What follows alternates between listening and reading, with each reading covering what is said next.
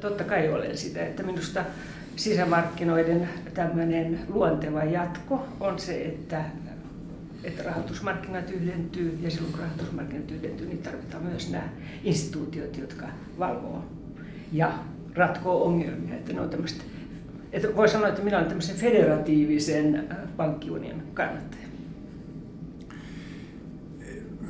Jossain ihannemaailmassa ehkä pankkiunio niin toimii näin ja on kannatettava asia.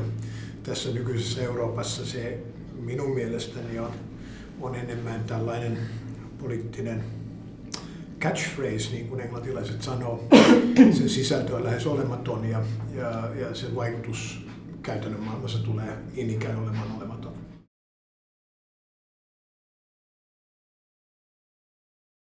Ja tuo on tavallaan helppo vastata, kun minä en oikein usko, että se tulee tekemään paljon mitään.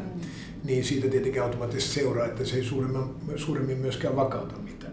Mutta eikö nyt sitten kuitenkin, että tämä valvonta menee EU-tasolle, niin myös tuo enemmän esiin nämä jäsenmaiden ongelmat, kun ne jäsenmaat itse eivät pääse omien valvontansa kautta. Näinhän toivoisi, ja tästä syystä mä sanon, että olisi erittäin hyvä asia, että olisi yhtenäistetyt pelisäännöt ja valvonta. Hirveän monet, jotka niin kuin kritisoi Eurooppaa, niin aika paljon ihannoi juuri sitä Yhdysvaltoja. Ja musta just tästä voisi ottaa sieltä mallia, ilman että me ollaan nyt suoraan menossa Euroopan Yhdysvalloiksi. Mutta etkö sekin näe sitä pienenä ongelmana, että me tavoittelemme toimivia, niin kuin sinä sanot, federatiivisia rakenteita ja samanaikaisesti valehtelemme itsellemme aivan yksinkertaisista asioista, niin kuin Saksan pankkijärjestelmän pääomien riittävyydestä, puhumattakaan Välimeren maiden niin kuin pankkijärjestelmistä.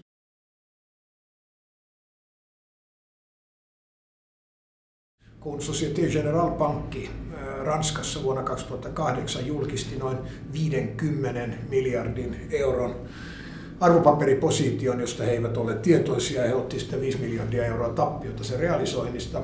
Christine Lagarde, silloinen valtiovarainministeri, järjesti lehdistötilaisuuden seuraavana aamuna. Hänen ensimmäinen vastauksensa oli, Société Générale ei voi joutua ulkomaisen omistukseen. Ja tämä on se mekanismi, jota kautta tietenkin Euroopan pankkijärjestelmä hyvin nopeastikin tervehtyisi.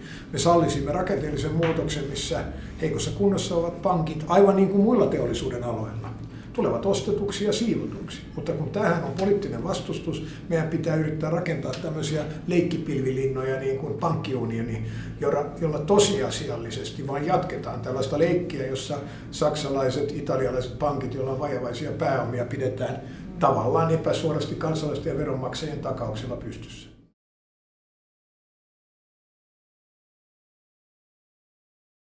Mä olen pitkään ollut sitä mieltä, että keskuspankki, jonka ainoana tavoitteena on rahan arvon vakauttaminen, on hengenvaarallinen asia.